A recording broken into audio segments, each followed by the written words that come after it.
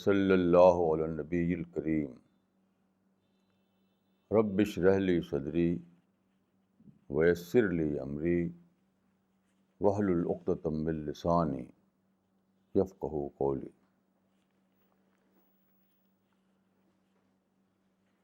یہ درس قرآن ہے۔ قرآن کے درس کا طریقہ ایک یہ ہے کہ پورا قرآن سلسلہ وار لیا جائے، ایک ایک سورہ کو اور ایک ایک حصے کو سلسلہ وار بیان کیا جائے۔ دوسرا طریقہ یہ ہے کہ منتخب انداز میں اس کے حصے لیے جائیں، یعنی سلیکٹو ورسز کو لے کر اس کی تشریح کی جائے۔ دیکھیے، رسول اللہ صلی اللہ علیہ وسلم کے زمانے میں جو طریقہ تھا اور صحابہ کے زمانے میں جو طریقہ تھا وہ یہی تھا کہ سلیکٹو وے میں کچھ ورسز کو لے کر درس دیا جاتا تھا۔ سلسلہ وار درس کا طریقہ اس زمانے میں نہیں تھا، کیونکہ قرآن اترا نہیں تھا پورا۔ قرآن جیسا کہ معلوم ہے فریگمنٹری وے میں 23 سال میں اترا ہے، 23 ایئرس میں۔ ایسا نہیں ہے کہ ایک کتاب کی طرح اکٹھے اتار دیا گیا ہو۔ تو 23 سال میں فریگمنٹری وے میں اس کی ورسز اتاری گئیں، ان کو پھر جوڑ کر کمپائل کر کے وہ قرآن بنایا گیا جو آج ہمارے پاس ہے۔ پھر رسول اللہ کے بعد بھی قرآن کے قرآن لکھی ہوئی شکل میں بہت کم پایا جاتا تھا۔ یہ تو اب پرنٹنگ پریس کے زمانے میں ایسا ہوا ہے کہ لاکھوں لاکھ قرآن کی کاپیز چھپی ہوئی ہر جگہ موجود ہیں۔ پہلے ایسا نہیں تھا۔ تو کسی کے پاس قرآن ہاتھ کا لکھا ہوا ہوتا تھا۔ زیادہ تر لوگوں کو قرآن کا پورا یا کچھ حصہ یاد رہتا تھا، تو اسی کو وہ چرچا کرتے تھے۔ تو ایک طریقہ بہرحال وہ بھی ہے کہ سلسلہ وار قرآن کا درس دیا جائے، لیکن میں سمجھتا ہوں کہ زیادہ مفید طریقہ یہ ہے کہ سلیکٹو وے میں قرآن کے کچھ ورسز لے کر بیان کیا جائے۔ یہی طریقہ سنت کے مطابق بھی ہے اور یہی طریقہ زیادہ مفید بھی ہے۔ اس وجہ سے ہم نے یہ طریقہ اختیار کیا ہے، یعنی ہم اس درس قرآن میں ایسا نہیں کر رہے ہیں کہ سلسلہ وار قرآن کا درس دیں، بلکہ سلیکٹو ورسز کو لے کر ہم قرآن کی تعلیمات کو، قرآن کی ٹیچنگز کو بتا رہے ہیں۔ تو اب جو چل رہی ہے سورہ وہ ہے البقرہ۔ البقرہ قرآن کی سب سے بڑی سورہ ہے، سب سے بڑا چیپٹر ہے قرآن کا۔ قرآن کے کل 30 پارے ہیں، 30 پارے، اور سورہ البقرہ جو ہے وہ 2.5 پارے پر پھیلی ہوئی ہے۔ تو یہ قرآن کی سب سے بڑی سورہ ہے، اور قرآن کے اکثر مضامین، قرآن کی اکثر باتیں اس سورہ میں آ گئی ہیں۔ تو بہرحال اس وقت ہم سورہ بقرہ کی کچھ آیتوں کو لے کر اس کی تشریح کریں گے۔ اس وقت دیکھیے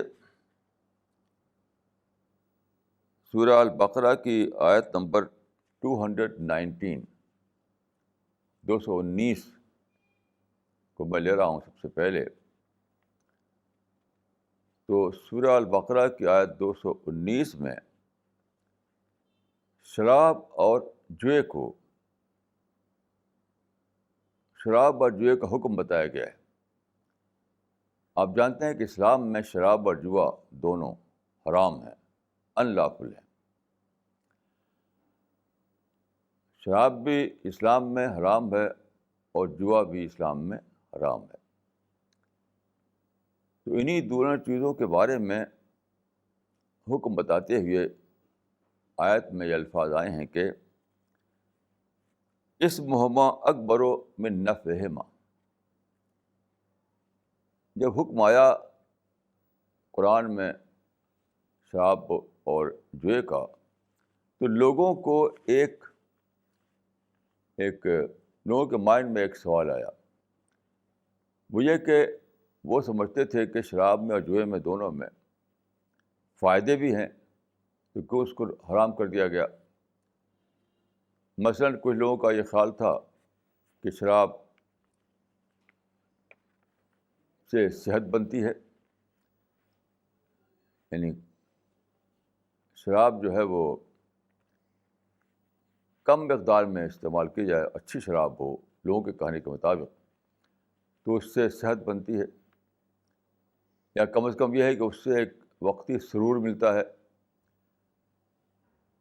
ٹینشن کو اور اسٹریس کو گھٹانے کا ذریعہ ہے شراب۔ اس وقت بھی یہ سب خیالات تھے جو کہ آج ہیں۔ تو وہ سمجھتے تھے کہ بہرحال شراب میں کچھ فائدہ ہے تو حرام کیوں؟ ایسی جوئے کے بارے میں ان کا خیال تھا، وہ کہتے تھے کہ جوئے میں جب کوئی آدمی پیسہ جیتتا ہے تو وہ پیسہ سب کا سب خود ہی نہیں لے لیتا، وہ غریبوں کو بھی دیتا ہے، لوگوں کو کھانا کھلاتا ہے خوشی میں، تو یہ بھی فائدہ ہے جوئے میں، یعنی جیت کی خوشی میں لوگوں کو کھلاتا پلاتا ہے۔ یہ خیال تھا کہ شراب میں بھی کچھ فائدہ ہے اور جوئے میں بھی کچھ فائدہ ہے، تو اس کو حرام کیوں کیا گیا؟ تو فرمایا کہ اسمہما اکبر من نفعہما، ان دونوں کا نقصان ان کے فائدے سے زیادہ ہے۔ یہ ایک بہت بڑا پرنسپل بتایا گیا ہے اسلام میں۔ وہ کیا ہے؟ دیکھیے، اس دنیا میں خدا نے جو چیزیں بنائی ہیں وہ سب ٹیسٹ کے لیے ہیں۔ تو اس دنیا میں کوئی بھی چیز ایسی نہیں ہے جس میں کچھ نہ کچھ فائدہ نہ ہو۔ سانپ میں بھی فائدہ ہے، بھیڑیے میں بھی فائدہ ہے، اس دنیا میں ہر چیز میں کچھ نہ کچھ فائدہ بھی شامل ہے۔ یہ پرنسپل ہے، لا آف نیچر ہے یہ، کہ ہر چیز میں پازیٹیو آسپیکٹ ہوتا ہے، ساتھ ساتھ نگیٹو آسپیکٹ بھی ہوتا ہے۔ کوئی بھی چیز نہ تو 100% نگیٹو ہوتی نہ 100% پازیٹیو ہوتی۔ یہ لا آف نیچر ہے۔ تو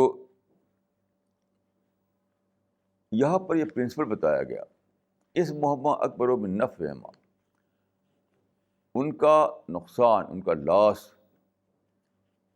ان کے فائدے سے زیادہ ہے۔ یہ ایک پرنسپل ہے، اس کا تعلق صرف شراب سے اور جوئے سے نہیں ہے، ایک جنرل پرنسپل ہے کہ جب بھی آپ کسی چیز کو لینا چاہیں تو آپ کو دیکھنا ہوگا کہ اس کا فائدہ زیادہ ہے یا نقصان زیادہ ہے۔ تو شراب میں سپوز یہ صلاحیت ہے کہ وہ آپ کو سرور دیتی ہے، وہ ٹینشن فری بناتی ہے آپ کو، تو دوسرا نقصان کیا ہے کہ شراب آپ کو انسینسٹیو بنا دیتی ہے۔ آج کل ڈاکٹر لوگ کہتے ہیں کہ شراب سے بیماریاں پیدا ہوتی ہیں، لیکن ان سب سے بڑھ کر میں یہ کہوں گا کہ شراب آدمی کو انسینسٹیو بناتی ہے، تو ویلیوز اس کے نزدیک کچھ بھی نہیں رہتی، ویلیوز کی اس کے نزدیک کوئی اہمیت نہیں ہوتی، کیونکہ جتنی بھی ویلیوز ہیں، جتنی بھی ورچوز ہیں، ان کا تعلق سینسٹیوٹی سے ہے۔ اگر آپ سینسیٹیو نہ ہوں تو کچھ بھی آپ کو سب ٹھیک ہی لگے گا. جیسے اینیمل ہے، اینیمل کے یہاں مورل ویلیوز نہیں ہوتی، اینیمل میں مورل سینس نہیں ہوتا، تو وہ کچھ بھی کر سکتے ہیں. ان کے اندر کانشیس نہیں ہے جو انہیں روکے. تو انسان کے اندر ایک چیک ہے بھلے اور برے کا، وہ ہے کانشنس، وہ ہے مورل سینس. تو شراب کا یہ نقصان ہے کہ آدمی کو وہ انسینسٹیو بناتی ہے. اب بتائیے کہ اگر ٹیمپرری طور پر اس میں کوئی سرور مل جائے تو وہ ٹیمپرری سرور جو ہے وہ بہت چھوٹی چیز ہے. اب مورل سینس آپ کے اندر چلا جائے تو آپ پھر تو اینیمل بن گئے، انسان نہیں رہے. تو یہ ایک پرنسپل ہے جو ہر چیز میں چلتا ہے. مثال کے طور پر اگر آپ کو کسی نے نقصان پہنچا دیا، فرض کی کہ اس نے آپ کا 1000 روپے کا نقصان پہنچا دیا، اب آپ اس سے انتقام لینا چاہتے ہیں، 1000 روپے کو واپس لینا چاہتے ہیں، تو آپ کو سوچنا چاہیے کہ جو میں ایکشن لوں گا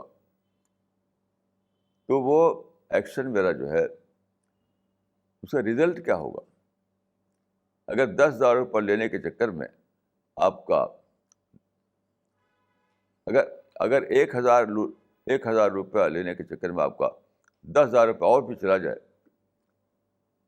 تو وہی بات ہو گئی کہ نقصان زیادہ اور فائدہ کم. 10,000 روپے خرچ کر کے آپ اپنا 1,000 واپس لے سکیں تو اس سے بہتر ہے کہ اس کو چھوڑ دیا جائے.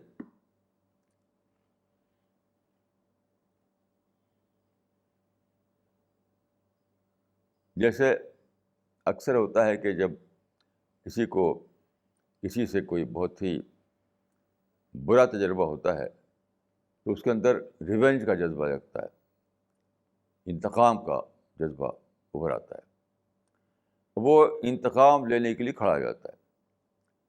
لیکن کیا ہوتا ہے، انتقام کا بھی انتقام لیا جاتا ہے.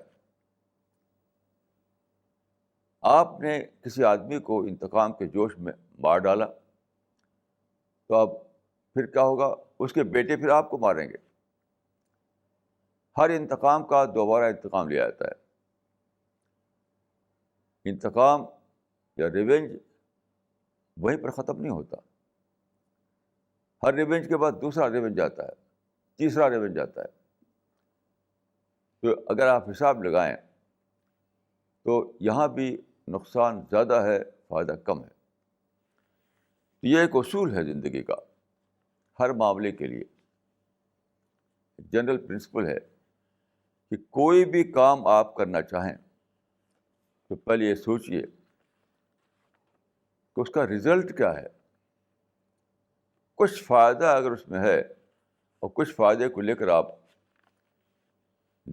جمپ کر کے پہنچ جائیں، ایک کام شروع کر دیں، یہ صحیح نہیں ہوگا. کچھ فائدے کی وجہ سے آپ شروع کر دیں ایک کام اور پھر بات کو پتہ چلے کہ اس میں فائدہ تھوڑا تھا اور نقصان زیادہ تھا. یہ بھی اسلام میں اس کو بھی منع کیا گیا ہے. نقصان کم ہو فائدہ زیادہ ہو تب تو آپ کو وہ کام کرنا چاہیے. بعض کام ایسے ہوتے ہیں جس میں فائدہ ہی فائدہ ہو، وہ تو بہرحال کرنا چاہیے. کچھ کام ایسے ہوتے ہیں جس میں نقصان کم ہو فائدہ زیادہ ہو، وہ بھی آپ کو کرنا چاہیے.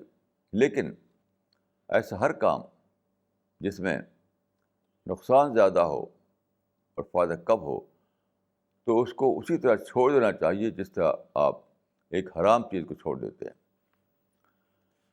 تو یہ ہے اصول اسمہما اکبر من نفعہما، جو البقرہ کی آیت نمبر 219 میں بتایا گیا کہ شراب اور جوئے کا جو فائدہ تم بتاتے ہو تو اس سے زیادہ اس کے اندر نقصان ہے، اور جب نقصان زیادہ ہے تو وہ اس قابل ہے کہ تم اسے چھوڑ دو، تم اس کو حرام سمجھو اپنے لیے۔ اس کے بعد ہے یسألونک ماذا ينفقون قل العفو۔ لوگ پوچھتے ہیں کہ ہم اپنی کمائی میں سے کتنا خرچ کریں خدا کے راستے میں۔ یسألونک ماذا ينفقون قل العفو، جو کہ قرآن میں بہت زیادہ زور دیا گیا ہے خدا کے راستے میں خرچ کرو، جس کو انفاق کہا گیا ہے۔ انفاق معنی ہے خرچ کرنا خدا کے راستے میں۔ تو قرآن میں بار بار زور دیا گیا کہ اے لوگوں، اپنی کمائی کو صرف اپنے ہی ذاتی کام میں نہ لگاؤ، بلکہ اس کو خدا کے راستے میں خرچ کرو، اور اس کا بہت ثواب بتایا گیا، بہت زیادہ ثواب بتایا گیا انفاق کا، یعنی خدا کے راستے میں خرچ کرنے کا۔ تو لوگ پوچھتے تھے کہ ہم کتنا خرچ کریں، ان سے کہہ دو کہ عفو مطلب ہے بیسک نیڈ سے جو بھی زیادہ ہو۔ عفو کہتے ہیں بیسک نیڈ سے زیادہ۔ تو اس آیت کا مطلب یہ ہوا کہ آدمی جو کچھ کمائے، جو مال اس کے پاس آئے، اس میں سے وہ بیسک نیڈ کو لینے کا حقدار ہے۔ آپ جانتے ہیں کہ انسان کی ضرورتیں ہیں، انسان کو گھر چاہیے، انسان کو کپڑا چاہیے، انسان کو کھانا چاہیے۔ تو اس طرح کی بیسک نیڈس ہیں، اس کے بغیر انسان اس دنیا میں زندگی گزار نہیں سکتا۔ تو قرآن کی اس آیت کے مطابق انفاق کے بارے میں جو اصول ہے وہ یہ ہے کہ آدمی اپنی کمائی میں سے، اپنے مال میں سے بیسک نیڈ کے بقدر لینے کا حقدار ہے۔ بیسک نیڈ سے زیادہ جو مال اس کے پاس ہے، اس کو وہ خدا کے راستے میں خرچ کرے۔ یہ ہے اصول۔ تو یہاں میں کہوں گا کہ اسلام میں ہر معاملے میں ایک منیمم ہوتا ہے، ایک میکسیمم ہوتا ہے۔ منیمم اور میکسیمم ہر معاملے میں۔ جیسے قرآن کے معاملے میں منیمم یہ ہے کہ آپ اس کا ٹرانسلیشن پڑھ لیں، میکسیمم یہ ہے کہ آپ عربی زبان سیکھیں اور عربی میں براہ راست ڈائریکٹ طور پر جو قرآن کا ٹیکسٹ ہے عربی زبان میں، اس سے آپ قرآن کو پڑھیں۔ تو قرآن کے بارے میں بھی منیمم اور میکسیمم ہے۔ منیمم یہ ہے کہ آپ قرآن کا ترجمہ پڑھ لیں، یا آپ کو ترجمہ بھی پڑھنا بھی نہیں آتا تو کسی کو پڑھوا کر سن لیں، یہ منیمم ہوا۔ اور میکسیمم یہ ہے کہ آپ قرآن کو ڈائریکٹ طور پر اس کی عربک لینگویج میں پڑھیں اور غور کریں، غور کر کے اس کے مطلب کو سمجھیں۔ تو حدیث میں آتا ہے کہ لِكُلِّ آیَةٍ مِّنْهَا ظَهْرٌ وَبَطْنٌ، قرآن کی ہر آیت کا کچھ مطلب اس کے سطروں میں ہے اور کچھ مطلب بین سطور ہے، یعنی کچھ لائنز میں ہے، کچھ بٹوین دا لائن۔ تو لائنز میں جو باتیں ہیں وہ ہے منیمم، اور میکسیمم یہ ہے کہ جو بٹوین دا لائنز ہے اس کو بھی غور کر کے سمجھیں۔ تو ہر چیز میں کچھ منیمم ہوتا ہے، کچھ میکسیمم ہوتا ہے۔ تو انفاق یعنی خدا کے راستے میں خرچ کرنا، یہ جو کام ہے تو اس کا بھی ایک منیمم ہے، ایک میکسیمم ہے۔ منیمم کیا ہے؟ منیمم ہے 2.5% دینا اپنی کمائی میں سے۔ سال بھر سال پورا ہونے کے بعد آپ کے پاس جو مال بچا، آپ کما رہے ہیں، خرچ کر رہے ہیں، تو اس کو کہتے ہیں ہولان ہول، یعنی ایک سال پورا ہونے پر جو مال آپ کے پاس بچا، اس مال میں سے آپ 2.5% ادا کریں زکوٰۃ کے طور پر. یہ ہے منیمم. تو 2.5% زکوٰۃ جو ہے وہ منیمم ہے. اور میکسیمم کیا ہے؟ میکسیمم یہ ہے کہ بیسک نیڈس سے زیادہ جو کچھ بھی ہے وہ سب خدا کے راستے میں دے دیں. یہ ہے اسلام کا اصول.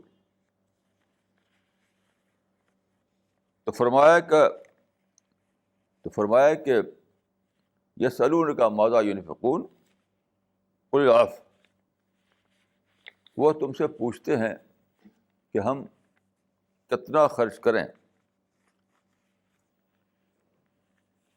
کتنا کا مطلب ہے زیادہ سے زیادہ کتنا خرچ کریں، کیونکہ کم کا تو پتہ تھا کہ 2.5% وہ لوگوں کو پتہ تھا. ایسا نہیں کہ وہ اس کو نہ جانتے ہوں. وہ جب قرآن میں بہت زیادہ زور دیا گیا کہ اللہ کے راستے میں خرچ کرو، اللہ کے راستے میں خرچ کرو،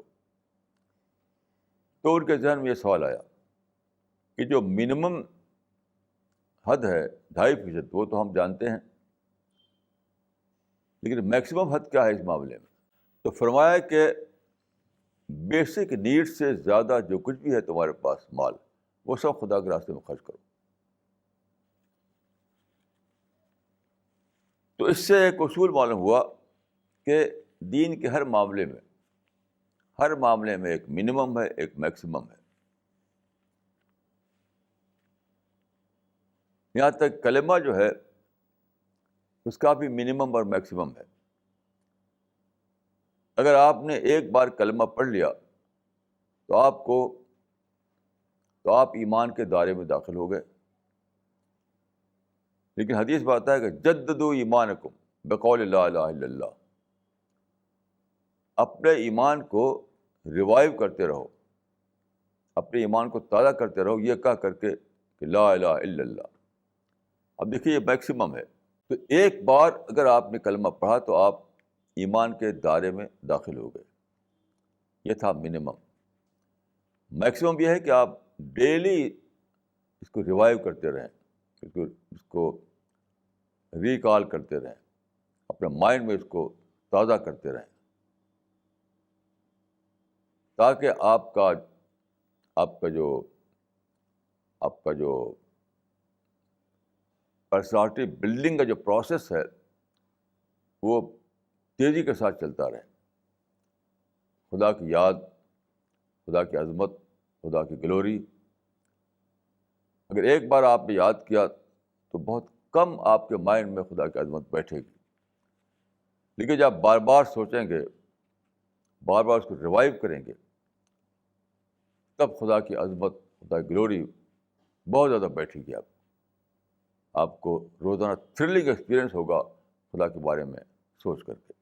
اس کے بعد آیت نمبر 238 238 ہے.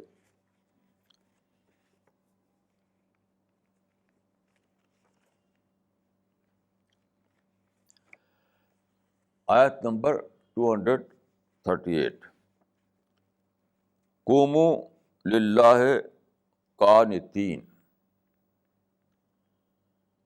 قوموا للہ قانتین. یہ آیت نماز کے کنٹیکسٹ میں ہے، یعنی جو ورشپ ہوتی ہے، جو نماز ہوتی ہے، جس کو صلاۃ کہا گیا ہے قرآن میں، اس کے کنٹیکسٹ میں ہے کہ اٹھو اللہ کے لیے قانت بن کر. قانت کا مطلب ہوتا ہے کہ آپ کے دل میں جھکاؤ ہو، آپ کا دل سرنڈر کیے ہوئے ہو، آپ کے دل میں سبمیشن کی اسپرٹ ہو. یہ ہے قانت. اس سے معلوم ہوا کہ نماز کوئی ریچولس کی بات نہیں ہے. کچھ ریچولس ہیں اس کو ادا کر لیا, کچھ فارم ہے اس کو پورا کر لیا, لیکن فارم کا تعلق آپ کے باڈی سے ہوتا ہے اور قنوت کا تعلق آپ کے اندر کے وجود سے ہوتا ہے. تو نماز یہ نہیں ہے کہ ایک فارم ہے, ایک سیٹ آف ریچولس ہے اور اس کو دہراتے رہیں, آپ دہراتے رہیں. یہ نماز نہیں ہے. فرمایا قوموا للہ قانتین, اٹھو خدا کے لیے نماز پڑھنے کے لیے سبمیشن کے ساتھ, جھکاؤ کے ساتھ, خشوع کے ساتھ. تو دل میں اگر خشوع ہو, سبمیشن ہو, جھکاؤ ہو, تبھی وہ نماز ہے. صرف فارم کو دہرانے سے کوئی نماز نہیں بنے گی. تو فرمایا کہ قوموا للہ قانتین, اٹھو نماز کے لیے قنوت کے ساتھ, جھکاؤ کے ساتھ, سبمیشن کے ساتھ, دل میں عز کا جذبہ لیے ہوئے. کیونکہ جب آپ جا رہے ہیں نماز میں تو آپ رکوع کریں گے, سجدہ کریں گے, اپنے جسم کو آپ جھکائیں گے. تو جسم کا جھکانا اصل میں اندر کی اسپرٹ کا ایک مینیفیسٹیشن ہونا چاہیے, نہ کہ وہی سب کچھ ہے. یعنی اندر جھکاؤ جو تھا وہ جھکاؤ ڈھل گیا رکوع اور سجدہ میں, یہ مطلب ہوا. رکوع اور سجدہ کی حقیقت یہی ہے کہ نمازی کے دل میں جھکاؤ تھا خدا کے لیے, خشوع تھا خدا کے لیے, سبمیشن کی اسپرٹ تھی خدا کے لیے. تو وہ اندر کے جو اسپرٹ ہے وہ جب ٹرانسلیٹ ہوئی پریکٹس میں تو رکوع اور سجدہ بن گیا. تو نماز حقیقت میں ایک اسپرٹ کا خارجی مینیفیسٹیشن ہے, ایک اسپرٹ کا باہر کے اعتبار سے اظہار ہے, یعنی دل کی اسپرٹ کا جسم کے اعتبار سے اظہار ہے. جب نماز میں یہ دونوں کیفیت موجود ہو تب بھی وہ نماز ہے. تو قوموا للہ قانتین, تو دل میں قنوت اور خشوع اور خضوع اور اخبات یہ سب کیفیت جب موجود ہوگی, اس موجودگی اس کیفیت کے ساتھ جب تم کھڑے ہوگے نماز کے لیے, اس کیفیت کے ساتھ جب تم رکوع کرو گے اور سجدہ کرو گے, تو وہی نماز ہوگی. اسی نماز پر تم کو بلیسنگ ملے گی خدا کی, اسی نماز پر تم کو ریوارڈ ملے گا خدا کا. قرآن میں ہے کہ جو لوگ ہیل میں جا رہے ہوں گے تو فرشتے ان سے پوچھیں گے کہ کیا چیز تھی جس نے تم کو ہیل میں پہنچایا. تو وہ کہیں گے کہ قالو لم نکو من المصلین, تو وہ کہیں گے کہ ہم نماز پڑھنے والوں میں نہ تھے. وہ کہیں گے کہ ہم نماز پڑھنے والوں میں نہ تھے. دوسری طرف اسی قرآن میں ہے کہ ویل للمصلین, خرابی ہے نماز پڑھنے والوں کے لیے. اب دیکھیے کہ ایک ہی قرآن میں دو بات, ایک طرف فرمایا کہ قالوا لم نکن من المصلین, ہم نماز پڑھنے والے ہوتے تو ہمیں پیراڈائز ملتی, جنت ملتی, اور نماز پڑھنے والے نہیں تھے ہم تو ہمیں ہیل میں جانا پڑ رہا ہے. لیکن سیم قرآن میں یہ بھی ہے کہ فویل للمصلین, نماز پڑھنے والوں کے لیے خرابی ہے, تباہی ہے, ہلاکت ہے. تو دونوں میں کیا فرق ہے؟ دونوں میں یہ فرق ہے کہ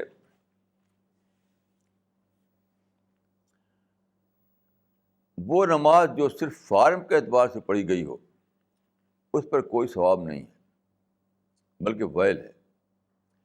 جسم سے حرکت کر دیا آدمی نے اور دل میں کچھ بھی نہیں. دل کے اندر اور دماغ کے اندر جھکاؤ نہیں، سبمیشن نہیں، اخوات نہیں، قنوت نہیں. اوپر اوپر جسم سے اس کے فارم کو دہرا دیا. ایسی نماز ہی کے لیے ہے ویل. ایسی نماز پہ کوئی ریوارڈ نہیں ہے. اور دوسری نماز وہ ہے جس میں اندر کی اسپرٹ پوری طرح موجود ہو، جس میں رکوع اور سجدہ اندر کی اسپرٹ کا مینیفیسٹیشن ہو. رکوع اور سجدہ الگ سے ایک فارم کے طور پر نہ ہو، بلکہ اندر کی اسپرٹ کا اظہار ہو، اندر کی اسپرٹ کا مینیفیسٹیشن ہو. جب ایسا ہو تبھی وہ نماز ہے. حدیث میں آتا ہے کہ ایک آدمی آیا مدینہ میں، وہاں کی جو مسجد تھی اس میں اس نے نماز پڑھی. رسول اللہ وہاں موجود تھے. نماز پڑھ کر کے وہ آپ کے پاس آیا کہ آپ کے پاس بیٹھے، تو آپ فرماتے ہیں کہ ارجع فصلی فإنک لم تصلی، تم جاؤ پھر سے نماز پڑھو کیونکہ تم نے نماز نہیں پڑھی. اب دیکھیں کہ اپنی سمجھ سے تو نماز پڑھ لیا تھا اس نے، لیکن آپ فرماتے ہیں کہ تم نے نماز نہیں پڑھی. ارجع فصلی فإنک لم تصلی. تو بات کیا ہے؟ اس نے نماز پڑھی تھی شکل والی، فارم والی، دل والی نہیں، دل کے جھکاؤ والی نہیں، دل کی اسپرٹ کے ساتھ نہیں. تو فارم والی نماز جو ہے، وہ خدا کے یہاں ایکسیپٹ نہیں ہوتی. خدا کے یہاں وہ نماز ایکسیپٹ ہوتی ہے جو سچی اسپرٹ کے ساتھ پڑھی جائے. اور سچی اسپرٹ کیا ہے؟ وہ یہی ہے کہ جسمانی حرکت جو ہے، رکوع اور سجدہ جو ہے، جو جسمانی حرکت، وہ اندر کی اسپرٹ کا اظہار ہو. اندر کی اسپرٹ سے آدمی کے اندر یہ کیفیت پیدا ہوئی اور اس نے اس داخلی اسپرٹ نے اس کو جھکا دیا. یہ جو فرمایا کہ قوموا للہ قانتین، تو اس میں نماز کی حقیقت بیان کر دی کہ قنوت جب ہو، جب جھکاؤ ہو، خشوع ہو، سبمیشن ہو، تب وہ نماز ہے، ورنہ وہ نماز نہیں ہے. اس کے بعد دیکھیے ورس نمبر 249 کو لیجیے، سورہ البقرہ کی ورس نمبر 249. اس میں فرمایا کہ کم من فئۃ قلیلۃ غلبت فئۃ کثیرۃ بإذن اللہ. کم من فئۃ قلیلۃ غلبت فئۃ کثیرۃ بإذن اللہ. اس کا ٹرانسلیشن یہ ہے کہ کتنے چھوٹے گروہ ہیں جو بڑے گروہ پر غالب آتے ہیں اللہ کے اذن سے، اللہ کے قانون سے. یہاں پر دیکھیں یہ کوئی مسٹیریس بات نہیں ہے، یہ کوئی پراسرار بات نہیں ہے کہ چھوٹا گروہ اپنے سے زیادہ بڑے گروہ پر غالب آ جائے. تو کیسے ہوتا ہے؟ یہ مسٹیریسلی نہیں ہوتا ہے، یہ کوئی پراسرار بات نہیں ہے. یہ خدا کا جو قانون ہے دنیا میں، جو لا آف نیچر ہے، اس کے مطابق ہوتا ہے، بشرطے کہ آدمی اس قانون کو سمجھے اور اس کو استعمال کرے. وہ کیسے؟ دیکھیے، دو گروہ ہیں، ایک چھوٹا ہے ایک بڑا، ایک ہی ایریا میں. تو کیا ہوتا ہے، خدا کا قانون یہ ہے کہ چھوٹے گروہ کے اندر کمپٹیشن کی اسپرٹ جاگتی ہے، ہارڈ ورک کی اسپرٹ جاگتی ہے. یہ لا آف نیچر ہے.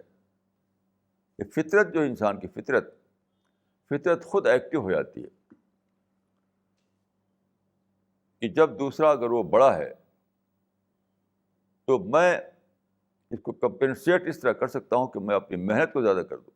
اپنی محنت کو زیادہ کر کے، اپنی پلاننگ کو زیادہ بہتر کر کے، میں اس کی عددی برتری کو، نمبر میں وہ زیادہ ہے تو میں اپنی پلاننگ کو زیادہ بہتر بنا کر کے اس پر غالب آ سکتا ہوں. یہ نیچر میں ہے، فطرت میں ہے. تو وہ حصہ ایکٹیو ہو جاتا ہے. اسی بات کو شیخ سعدی نے ایک شعر میں اس طرح کہا کہ نبینی کے چوں گرب عاجز شود، برارت بچنگال چشم پلنگ. شیخ سعدی کی کتاب ہے گلستاں، اس میں بہت وزڈم کی باتیں ہیں، زیادہ تر تمثیل کی زبان میں ہیں. تو انہوں نے کہا کہ نبینی کے جو گرب عاجز شود، برارت بچنگال چشم پلنگ. کیا تم نہیں دیکھتے کہ بلی جب عاجز ہو جاتی ہے تو وہ شیر کی آنکھ نکال لیتی ہے اپنے چنگل سے. وہ کیا ہے، یعنی شیر نے حملہ کیا بلی کے اوپر.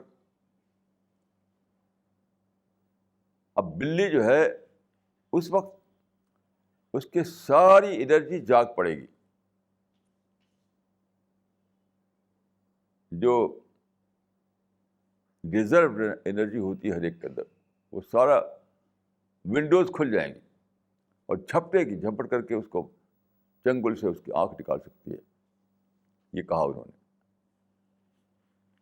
تو دیکھیے، ہر انسان کے اندر کچھ ریزرو انرجی ہوتی ہے، عام حالت میں ریلیز نہیں ہوتی.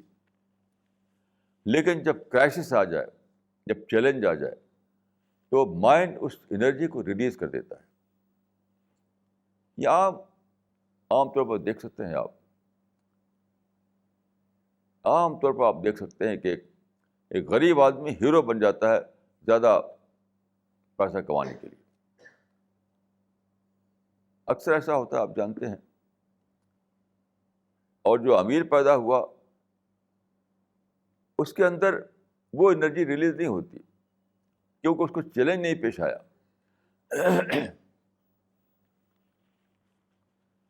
جسے کہتے ہیں انگلش میں کہ he was born with a silver spoon in his mouth,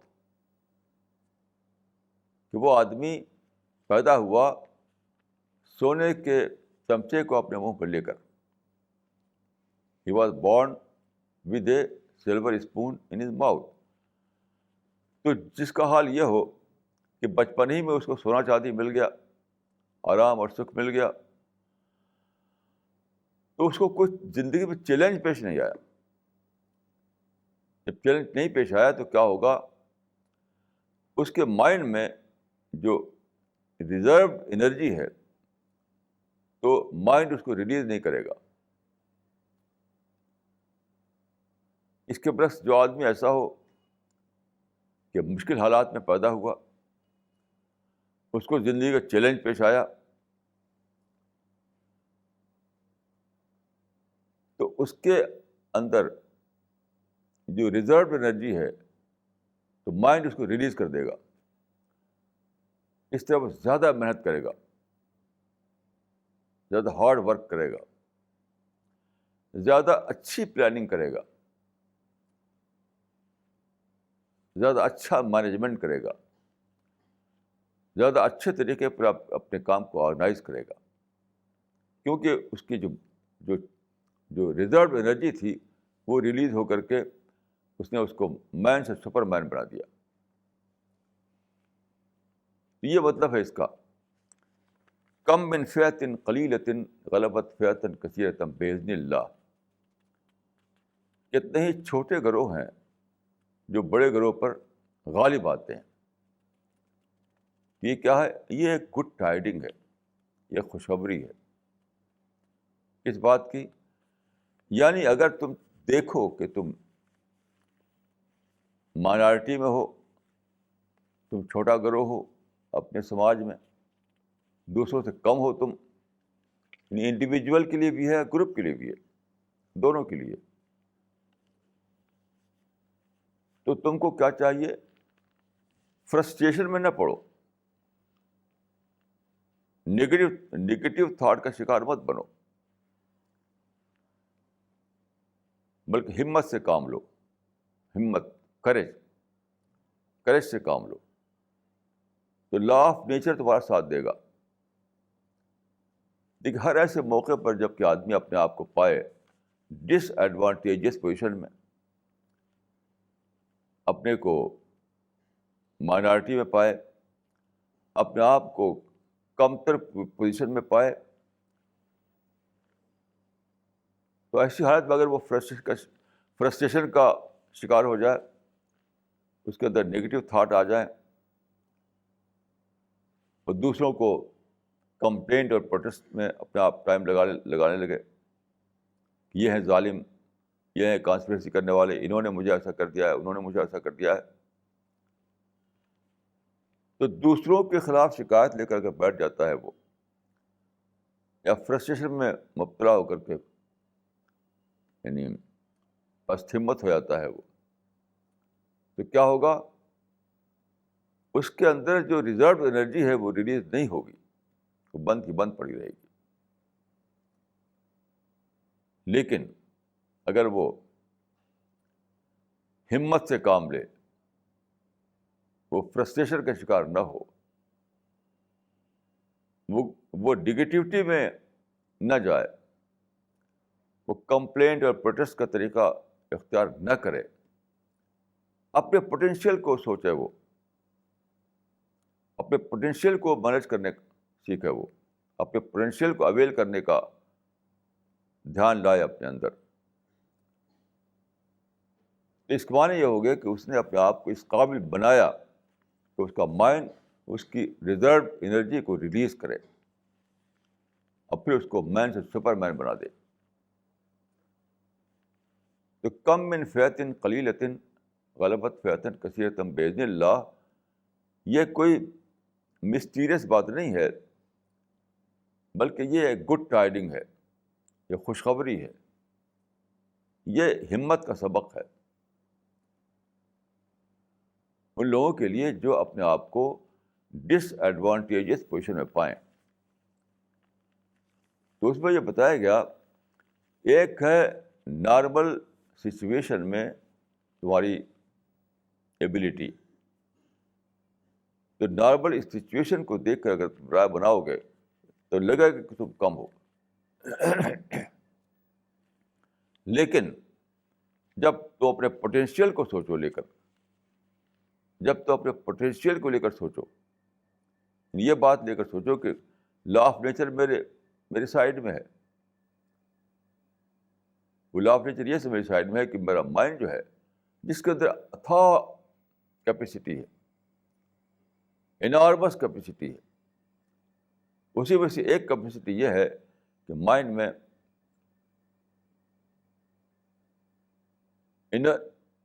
میں ریزروڈ انرجی موجود ہوتی ہے.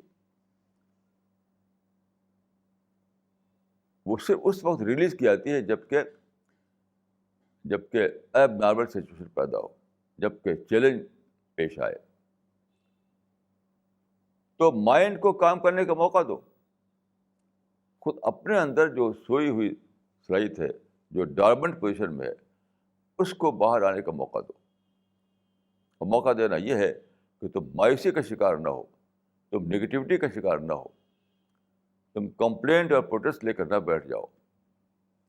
یہ ہے بہت بڑا یہ ایک سبق، بہت بڑی خوشخبری یا گڈ ٹائیڈنگ.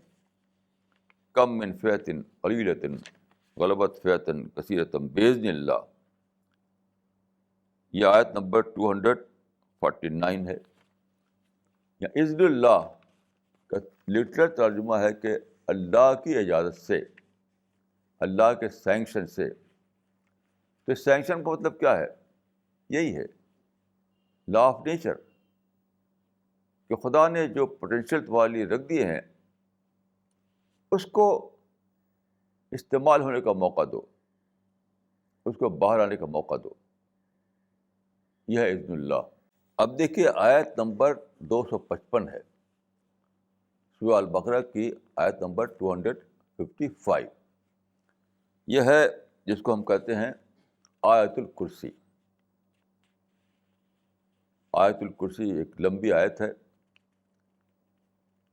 اللہ لا الہ الا ہو الحی القیوم لا تأخذہ سنۃ ولا نوم لہ ما فی السماوات وما فی الارض من ذا الذی یشفع عندہ الا بإذنہ یعلم ما بین ایدیہم وما خلفہم ولا یحیطون بشیء من علمہ الا بما شاء وسع کرسیہ السماوات والارض ولا یؤودہ حفظہما وہو العلی العظیم.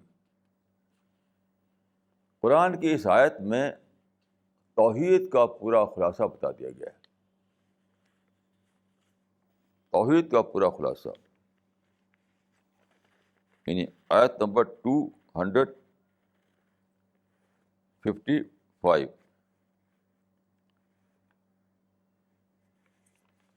یہ عام طور پر آیت الکرسی کے نام سے مشہور ہے. 255. توحید کا تصور اگر ایک آیت میں آپ کو جاننا ہو تو آپ اس آیت کو پڑھیں کہ وہ اللہ، اس کے سوا کوئی معبود نہیں، اس کے سوا کوئی خدا نہیں. وہ زندہ ہے، وہ قیوم ہے. قیوم معنی ہے سسٹینر. وہ زندہ ہے، وہ سسٹینر ہے ساری کائنات، سارے یونیورس کا.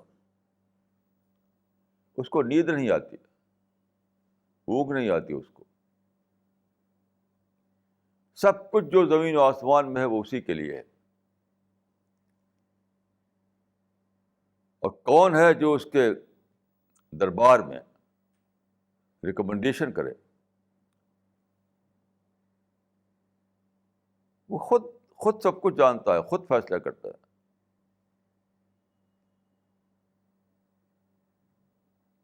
وہ جانتا ہے جو کچھ لوگوں کے آگے ہے اور جو کچھ لوگوں کے پیچھے ہے. یعنی وہ تو سب کچھ جانتا ہے، لیکن انسان اس کے جاننے میں شیئر نہیں کر سکتا. وہ ساری کائنات کا انتظام کر رہا ہے اور تھکتا نہیں وہ انتظام کرنے سے. اور وہ سب سے بڑا ہے اور سب سے اونچا ہے. یہ ہے توحید کا تصور. توحید کا جو کانسیپٹ ہے اس کا ایک آیت میں اگر آپ کو اس کا سمجھنا ہو کہ قرآن میں توحید کا کانسیپٹ کیا ہے تو آپ اس آیت کو پڑھیے. اس میں ساری بات آ گئی. خدا کا گریٹنس،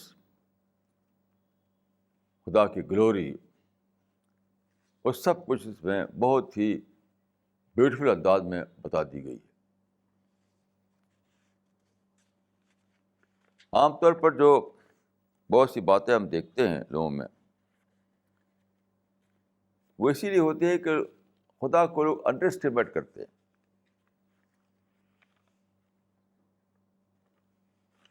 اس آیت میں خدا کی جو بڑائی بیان کی گئی ہے وہ دھیان میں کسی کو ہو،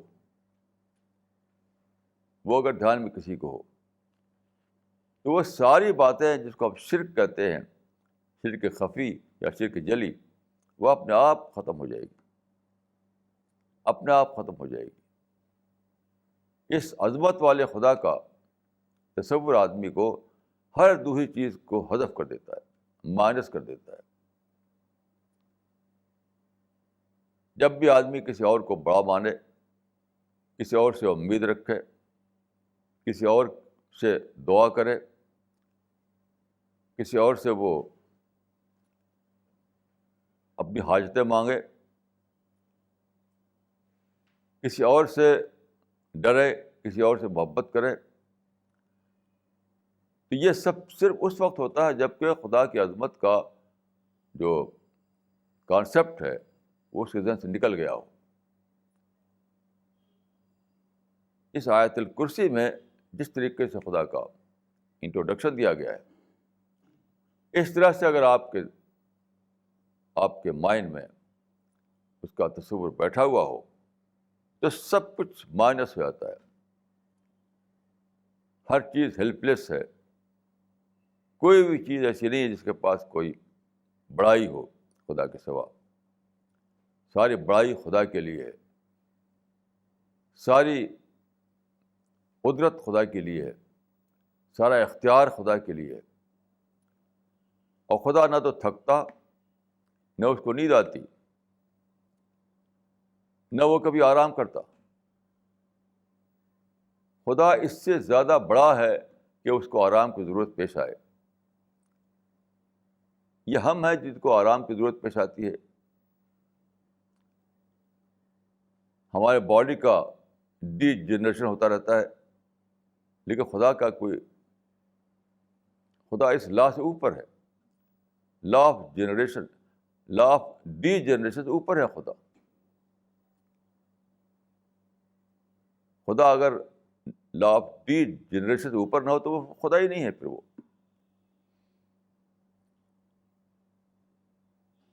تو خدا کی گریٹنس کا، خدا کی گلوری کا اس آیت میں جس طریقے سے تعارف دیا گیا ہے، وہ اگر آدمی کے دل میں بیٹھ جائے، آدمی کے دماغ میں بیٹھ جائے،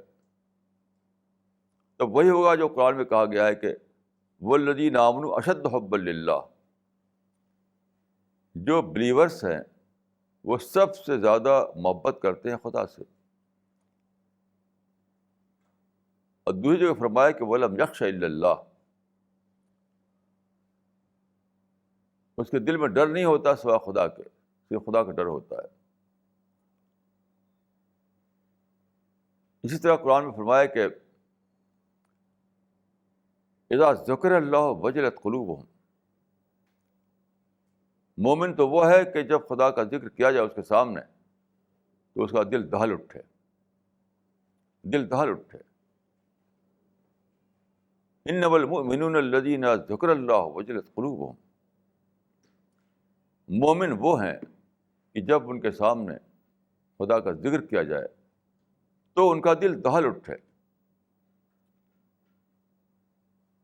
تو جو کانسیپٹ خدا کا ہے، توحید کا ہے اس آیت میں، وہ آدمی کے دل پر، وہ آدمی کے ذہن میں واضح ہو، وہ اس آدمی کے دل میں بیٹھا ہوا ہو تو اس کا حال ہی ہوگا.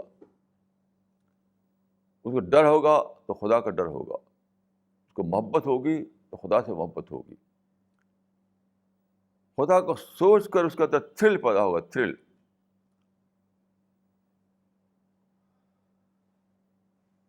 دیکھیے اگر یہ کیفیتیں نہ ہوں کسی کے اندر، یعنی اگر وہ کوئی کہے کہ میں خدا کو مانتا ہوں، اگر کوئی منہ سے بولے کہ میں تو خدا کو مانتا ہوں، لیکن اس کے اندر یہ کیفیت نہ ہو کہ سب سے زیادہ ڈر اس کو خدا کا ہو، یہ کیفیت نہ ہو کہ سب سے زیادہ محبت وہ خدا سے کرے، یہ کیفیت نہ ہو کہ خدا کا نام لینے پر اس کا دل میں ڈھال اٹھے، اس کے اندر تھرل پیدا ہو جاتا ہو. اگر یہ باتیں نہ ہو تو سمجھ لیے کہ وہ لپ سروس کے طور پر خدا کو مانتا ہے، اس کو خدا کی ڈسکوری نہیں ہوئی، اس کو خدا کا ریئلائزیشن نہیں ہوا. خدا کا کوئی بہت ہی ریڈیوسڈ فارم اس کے مائنڈ میں ہے، خدا کو بہت ہی ریڈیوسڈ فارم. تو یہ ہے کرائیٹیرین اس بات کا کہ کون آدمی خدا کو مانتا ہے یا نہیں مانتا، کہ اگر اس کے اندر یہ کیفیتیں ہوں تب وہ خدا کو مان رہا ہے، ورنہ وہ خدا کو ماننے والا نہیں ہے، اس کا ماننا صرف لپ سروس ہے۔ اقول قولی ھذا واستغفر اللہ لی ولکم اجمعین۔